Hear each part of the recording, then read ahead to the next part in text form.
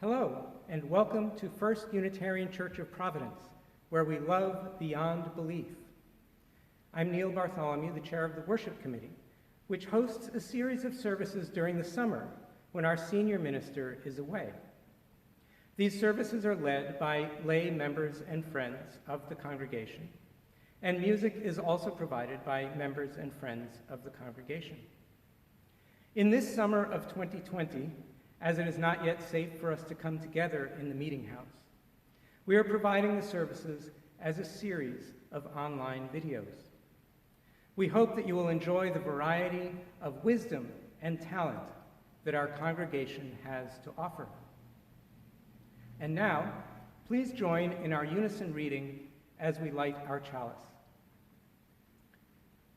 This light burns also in our hearts, and it lights our path towards harmony, justice, and hope for all.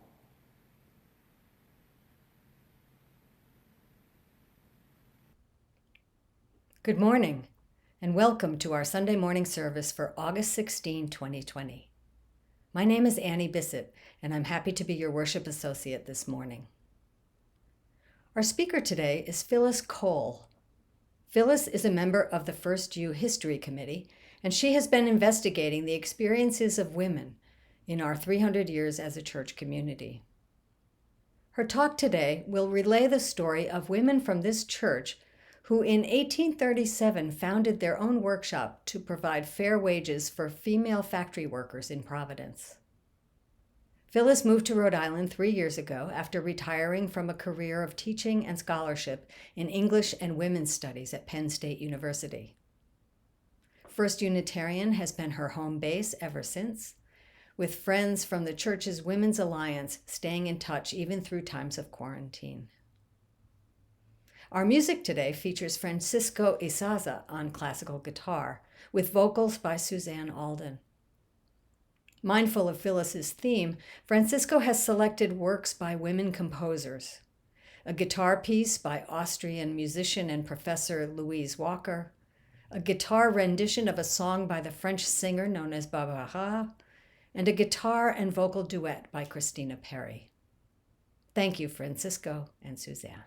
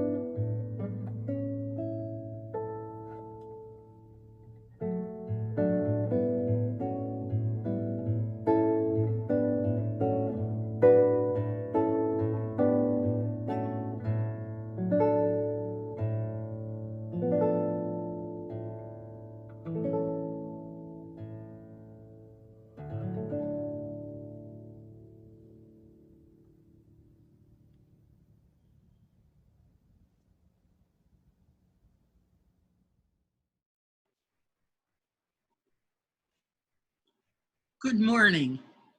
Lately, while helping to prepare for the celebration of our church's 300 years in Providence, I've been digging in the archives to learn more about women's part in this community of religious liberals. I've especially been trying to find out more about organizations by church women in the 19th century called benevolent societies. We had one founded in 1815. Here we are with an actual address on Benevolent Street. Benevolence, or generosity toward others as an extension of God's goodness, was deeply valued here. Think of our reputation for damnable good works, as our critics put it. What would it have meant for these women to be officially devoted to good works? What I found went far beyond anything I expected, and it was not at all in our church archives, but out in the hinterland of electronic documents. A printed booklet by members of the First Church Benevolent Society, available today in an online historical collection, set a date in the spring of 1837 for women of any faith to meet in the vestry, that is, the basement, of our meeting house. Their aim was to take action against the exploitation of female garment workers in the city. Instead of mere charity from the well-off to the poor, these women proposed to create their own workshop to provide fair wages as a solution to what they called the social evil and actual injustice of Providence capitalism.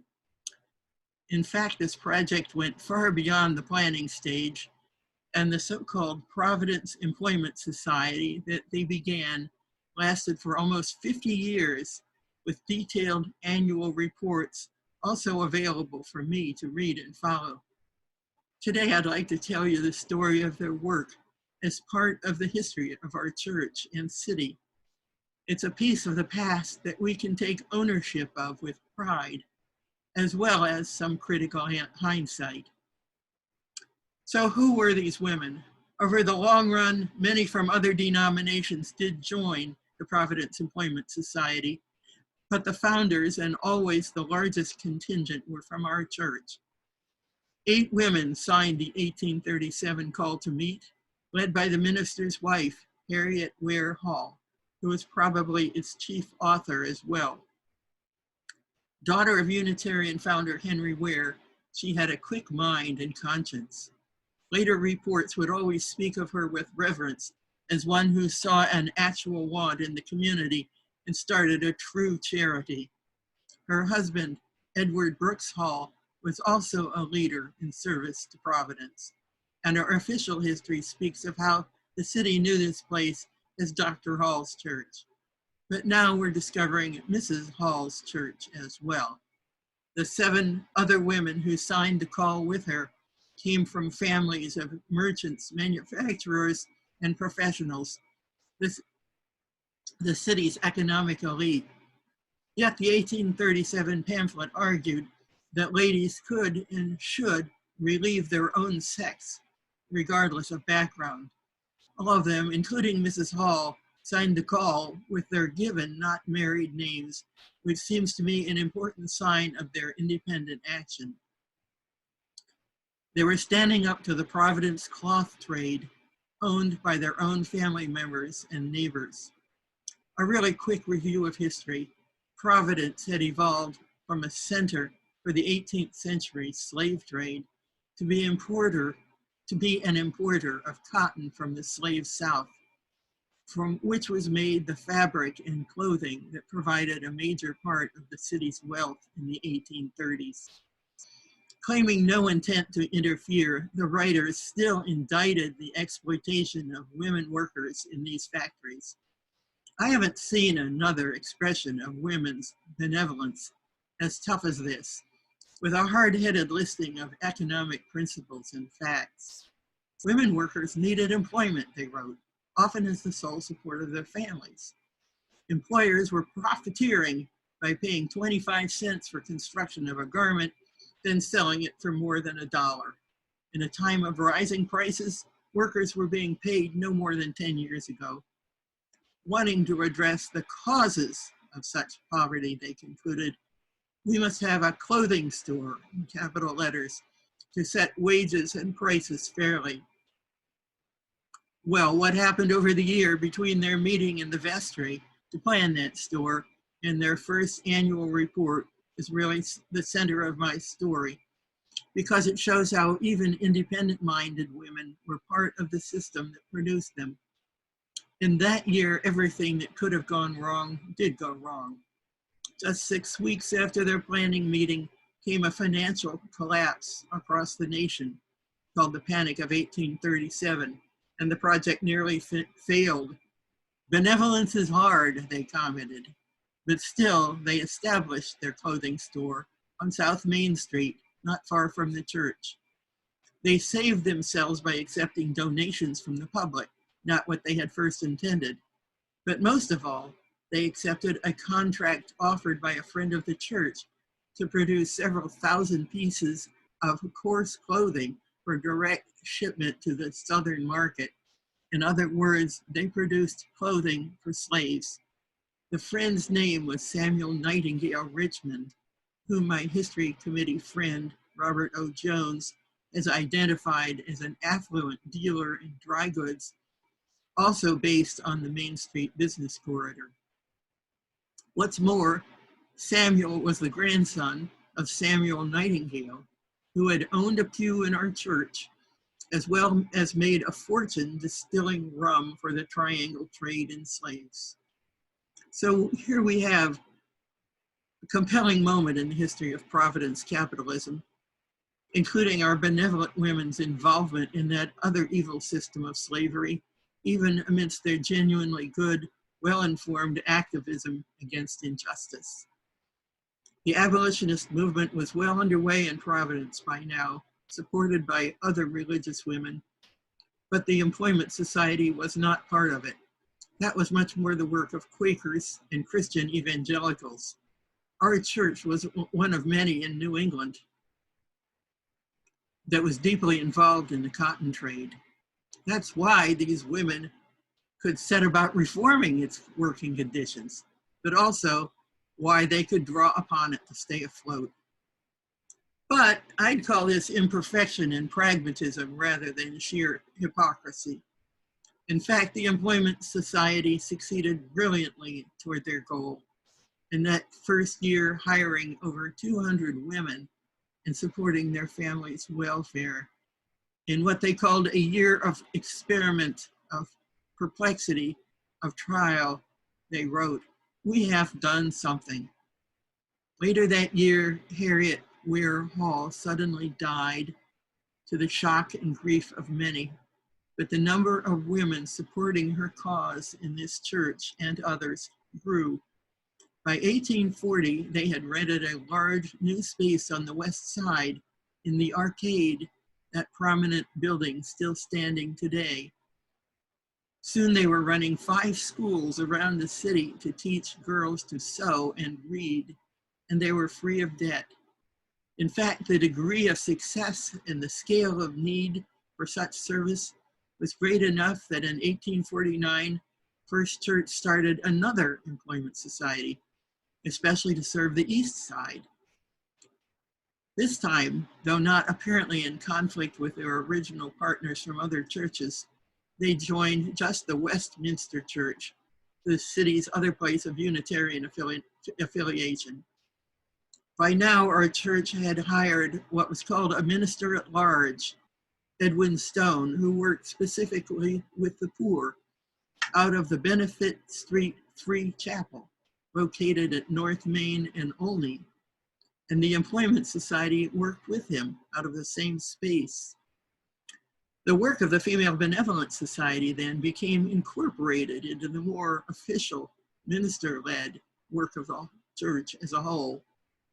In the 2 Providence workshops, the workers' families mattered as much as sheer wages. One annual report called their agents vigilantes, seeking out the needs of their seamstresses. The social historian who first studied these women called them the first Providence Welfare Department. Indeed, they finally closed after the Civil War because welfare had been taken up by the state. The employment societies hadn't failed, but instead provided the model. But was this the project of richer white women serving only less rich white women? Were these women and this church, in today's terms, racist? To some extent, yes, but times were also changing. In 1845, Dr. Hall signed a testimony of Unitarian ministers declaring slavery a moral and political evil.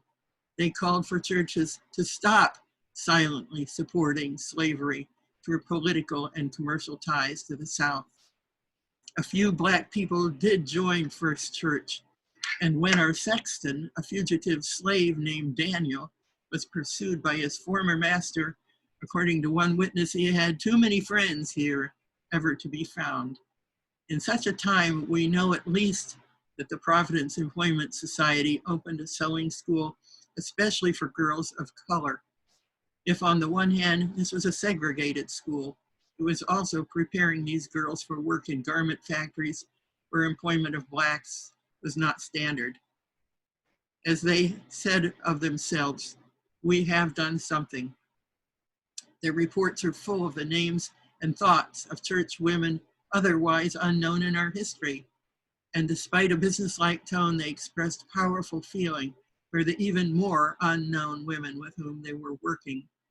As one reporter said, notes and statistics only hinted at the unwritten histories of the women workers, known at least partially by those of us who have watched the lives of individuals or families through a series of years. That watching translated into action is a powerful legacy for our own time, our social justice work.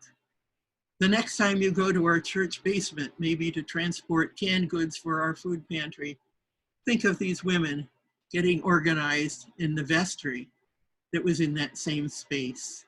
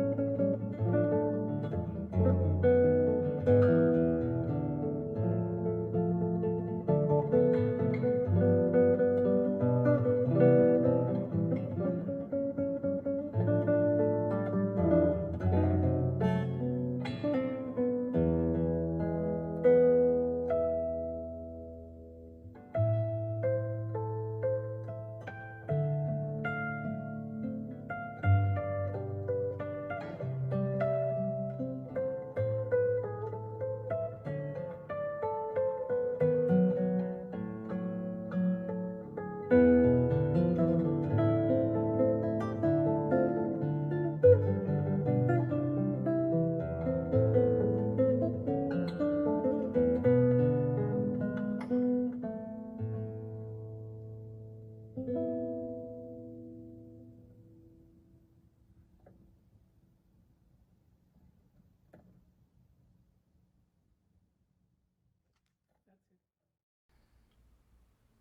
I listened to Phyllis's talk, I was struck by the words that she quoted from the 1837 Employment Society pamphlet, which argued the radical idea that women could and should relieve their own sex regardless of background. That for them, the common bond and bondage of being female was stronger than the bonds of class. This reminded me of a poem that I've always loved by second-wave feminist Judy Grahn, which I'd like to read for our contemplation today. The poem comes from Grahn's collection called The Common Woman Poems. For Vera from my childhood. Solemnly swearing as an oath to you, who have somehow gotten to be a pale old woman, swearing as if an oath could be wrapped around your shoulders like a new coat. For your $28 a week and the bastard boss you never let yourself hate, and the work, all the work you did at home where you never got paid. For your mouth that got thinner and thinner until it disappeared as if you had choked on it. Watching the hard liquor break your fine husband down into a dead joke. For the strange mole like a third eye right in the middle of your forehead. For your religion, which insisted that people are beautiful golden birds and must be preserved.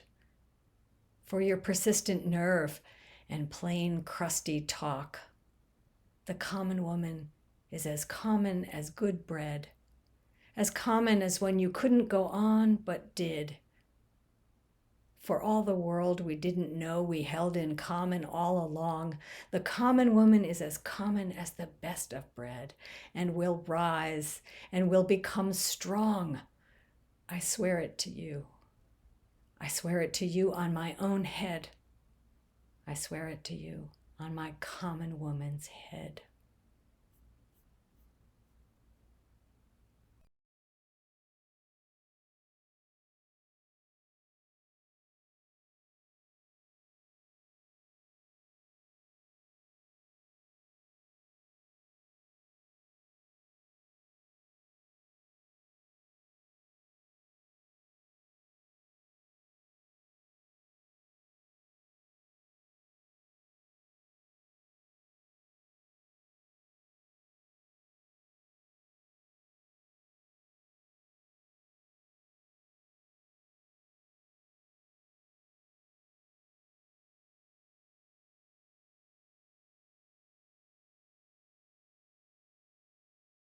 Good morning. Let's sing hymn 121, We'll Build a Land.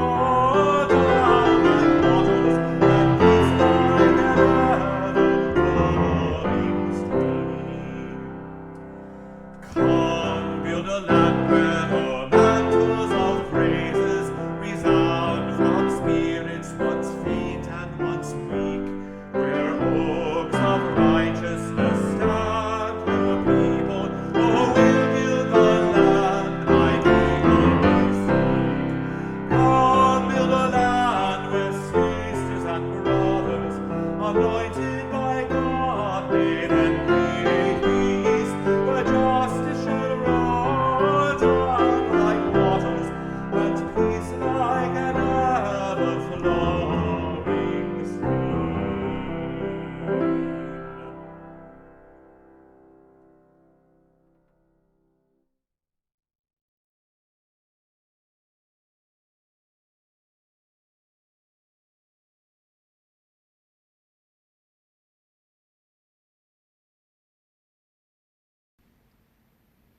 We hope that you've enjoyed our service today.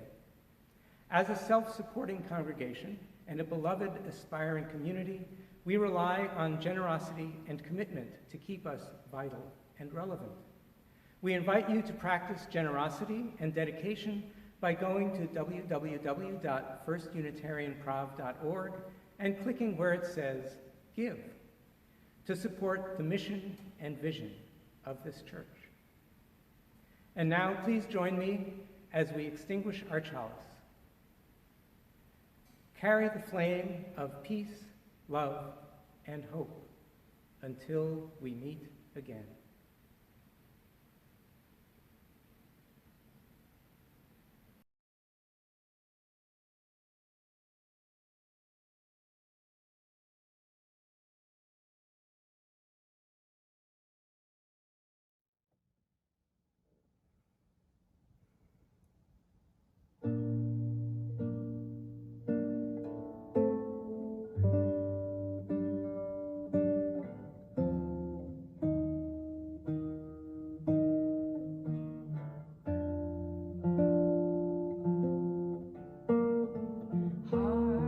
Heartbeats fast, colors and promises. How to be brave, how do I love when I'm afraid to fall? But watching you stand alone, all of my doubt suddenly goes away somehow. One step closer. I have died every day waiting for you. Darling, don't be afraid. I have loved you for 1,000 years. I'll love you for 1,000 more.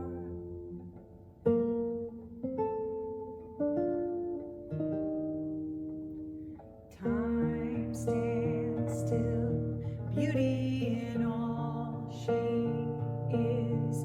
I will be brave, I will not let anything take away what's standing in front of me. Every breath, every hour has come